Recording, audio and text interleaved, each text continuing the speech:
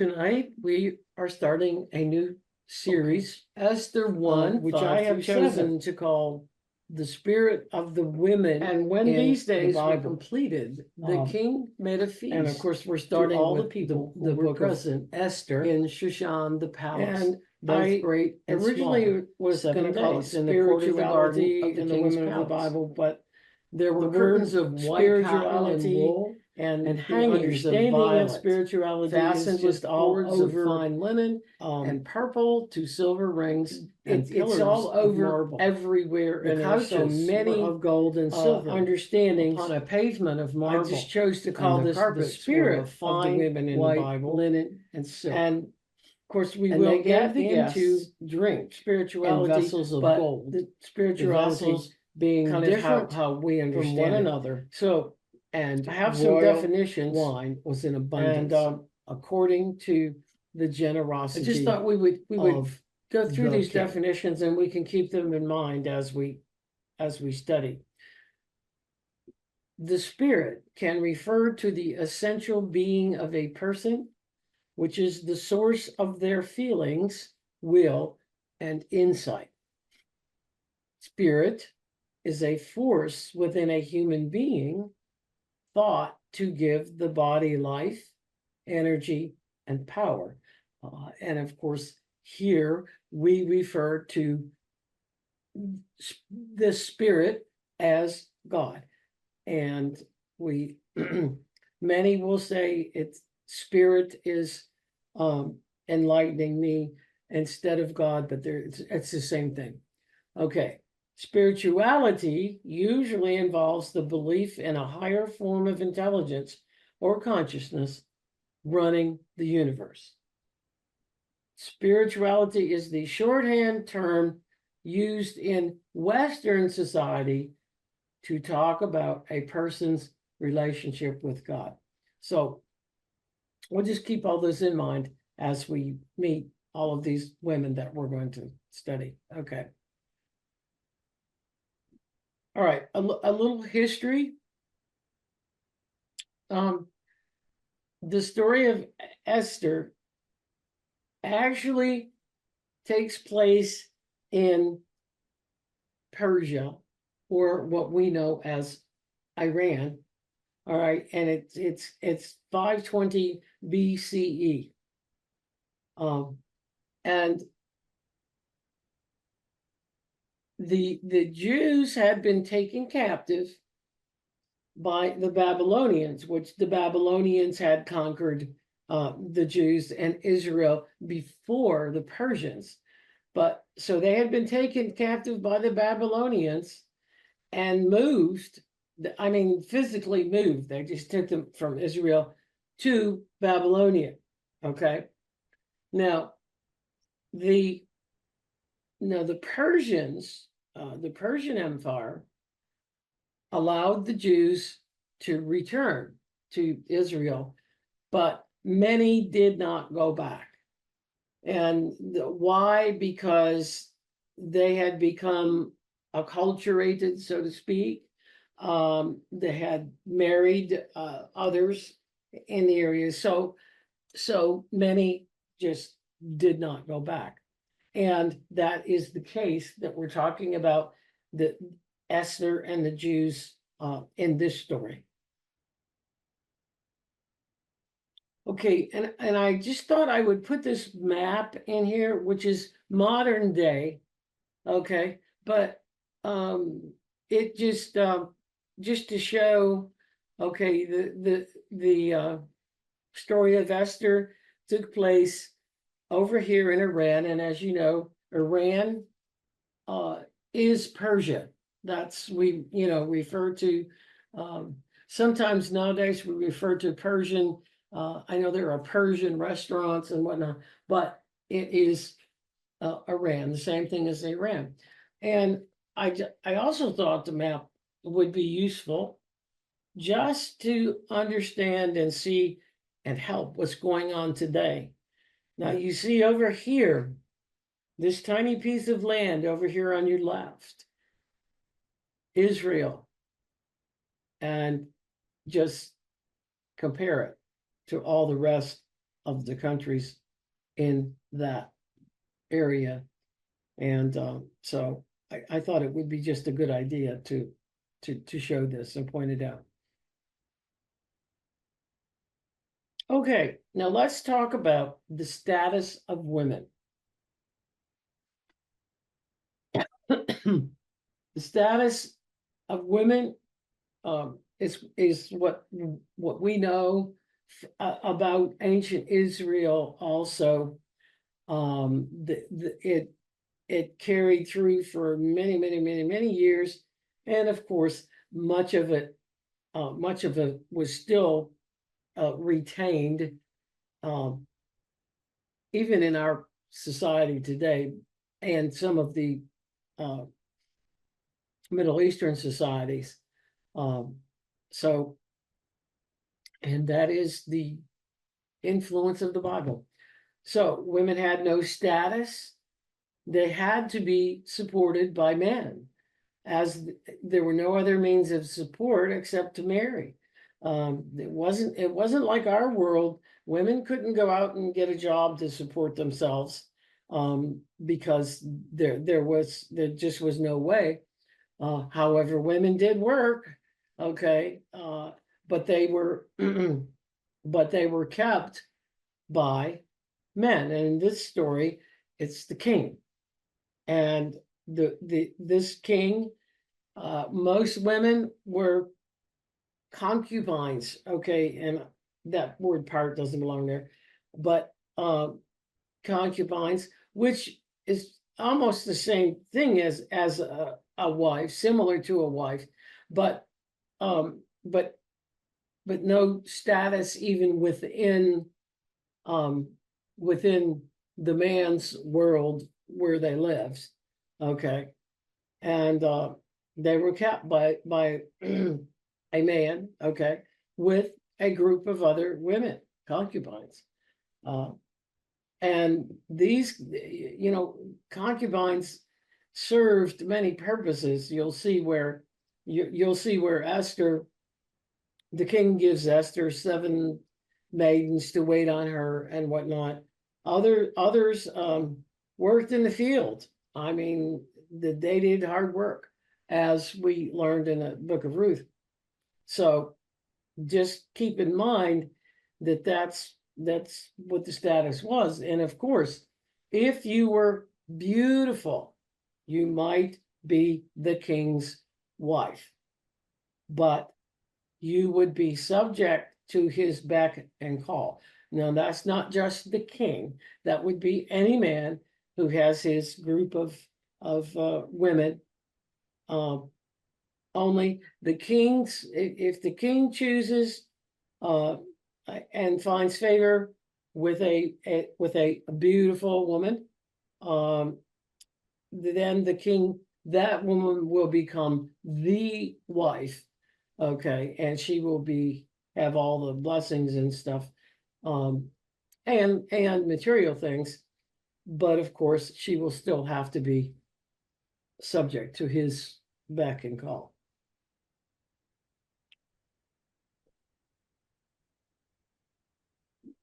Okay, so just to start out with Esther. Now, Esther is a Persian name, and it's Histar, and it means star, and that is Venus. Okay, one of the prominent Babylonian goddesses, whose cult has spread throughout the Near East and Greece. So remember, the Persians didn't have a religion per se, but they worshipped goddesses. Okay. And so in Aramaic, the word is Hadassah, and that is the word for Esther in Aramaic, and it means a bud. Esther 1:1-4. Now it came to pass in the days of Ahasuerus, who reigned from India even to Ethiopia, over 127 provinces, in the days when King Ahasuerus sat on the throne of his kingdom, which was in Shushan the palace. In the 3rd year of his reign, he made a great feast for all his princes and his servants, the mighty men of Persia and Media, and the king's nobles and the governors of the provinces being before him. Then he showed them the riches of his glorious kingdom and the honor of his excellent majesty many days, even 180 days. There were curtains of white cotton and wool, and hangings of violet, fastened with cords of fine linen, and purple to silver rings, and pillars of marble. The couches were full of gold and silver, upon a pavement of marble, and the carpets were of fine white linen and silk. And they gave the guests drink in vessels of gold, the vessels being different one from another, and royal wine was in abundance, according to the generosity of the king.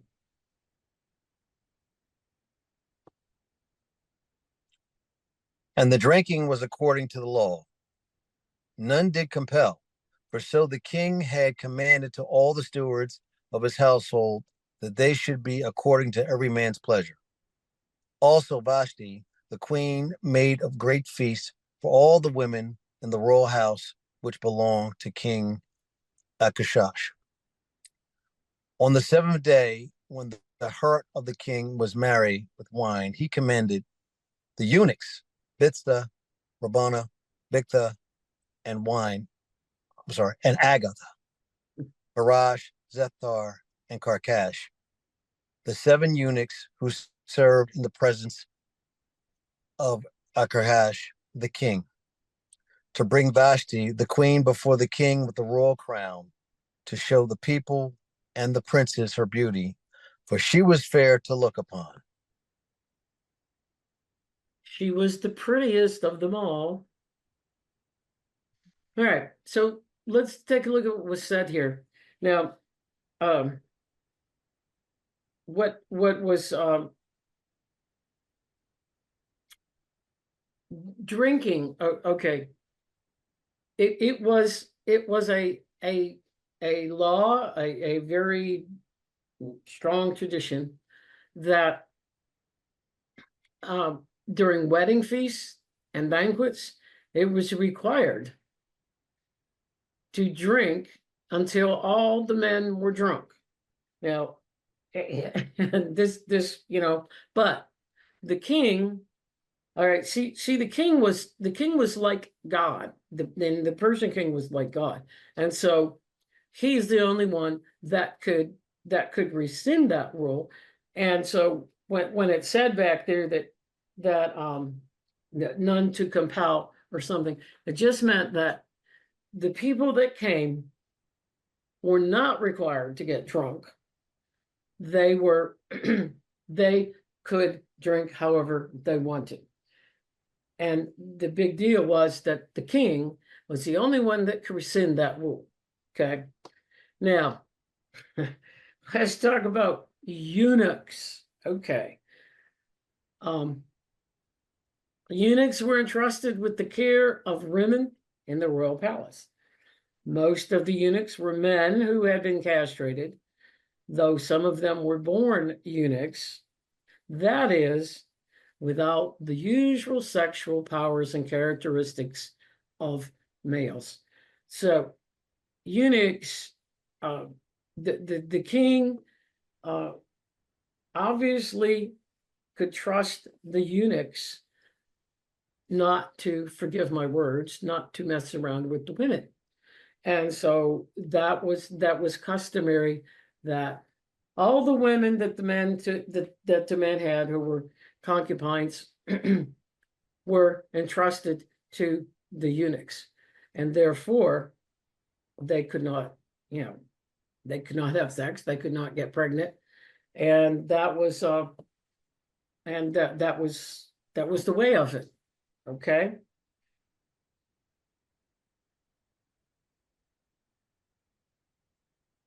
But Queen Vashti refused to come at the king's command by the eunuchs. Therefore, the king was very wroth, and his anger burned in him.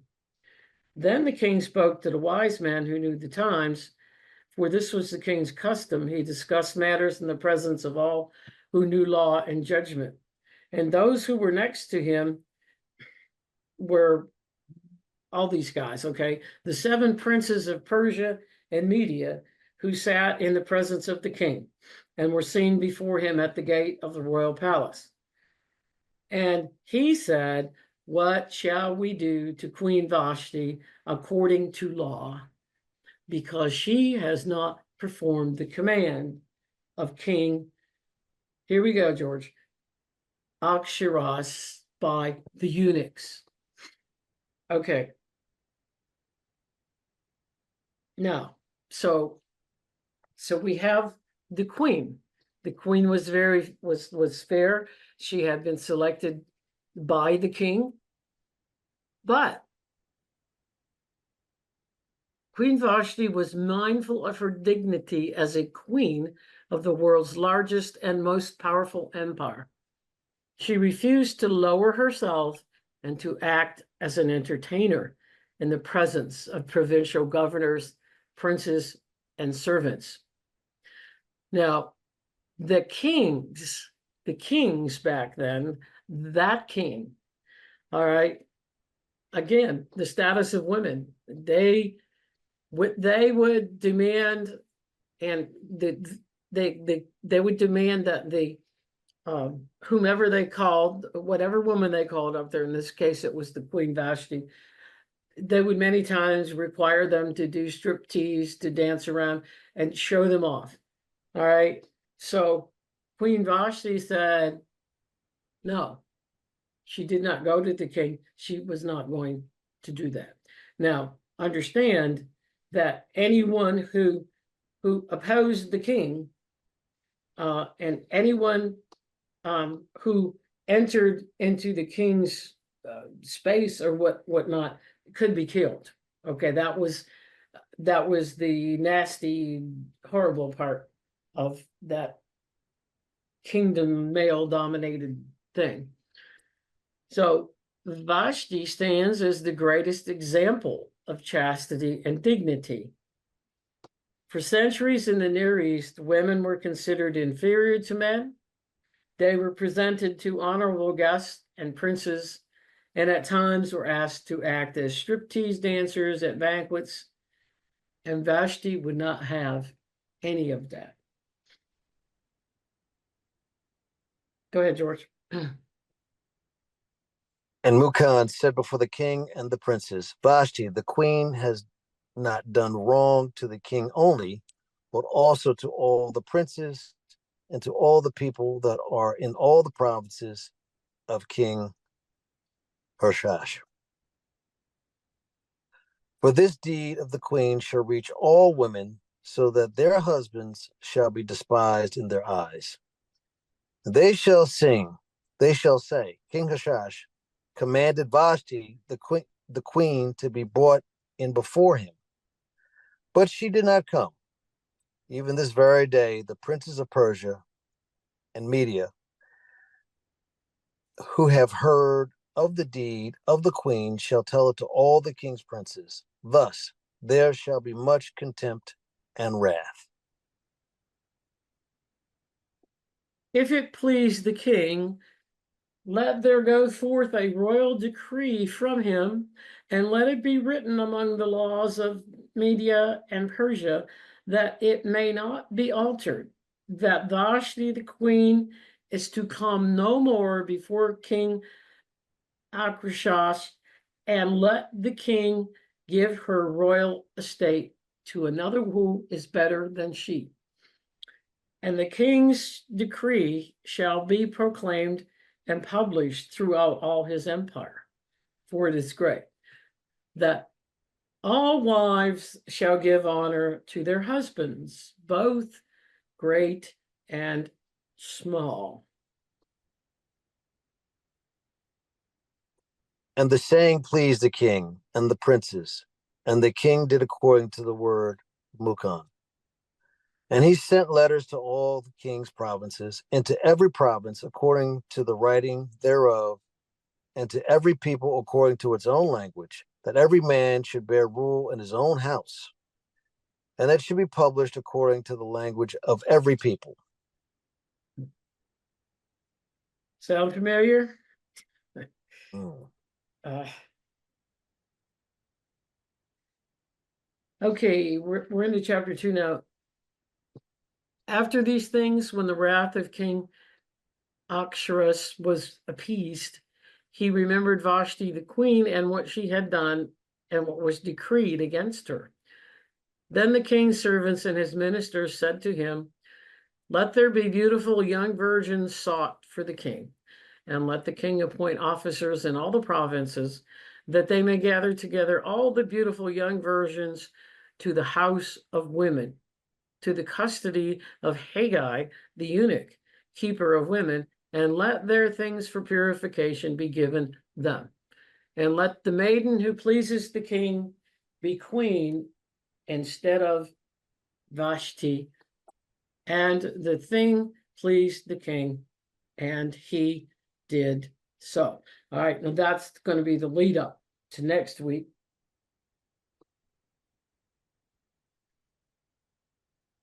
And Now this there was, week- I'm sorry. no, go ahead. No. Now there was a certain Jew in Shushan, the place whose name was Mordecai, the son of Jair, the son of Shimei, the son of Kish, a Benjamite, who had been carried away from Jerusalem with the captivity, which had been carried away with Jeconiah, the king of Judah, from Nebuchadnezzar, the king of Babylon, had carried away. And he brought up Hadassah, that is Esther, his uncle's daughter, for she had neither father nor mother, and the maid was fair and beautiful. And when her father and mother died, Mordecai took her for his own daughter. Okay. So that is our lead up to next week. And next week we will really get to know Esther. So the woman we're talking about this week is Vashti. Okay. And she was willing to sacrifice her crown for the sake of womanhood and for her own principles, her own values. And so so that's our first our first lesson about women. And thank you very much for your contributions, all of you. We're really grateful. And so I'm hoping we have some reactions, because let me tell you, when I read this story, I get really perturbed. But you know, I mean, I just do. So anyway, so I'll open this up, and just you know, just a question. Where did Vashti's courage and spirit come from? And now we can talk about that. And a point to be made here, which we'll make again, is that, okay, remember, Esther was Jewish, even though she was in, you know, had been captive and she was in that part of the area, she still was Jewish. She had her God and her religion. But Vashti, as far as I know, there was not a formalized religion, but they worshipped the goddesses. And so just an interesting comparison. They both had the same internal whatever. And so we can talk about that a bit, and you can share your comments or your feelings. And let me stop this here.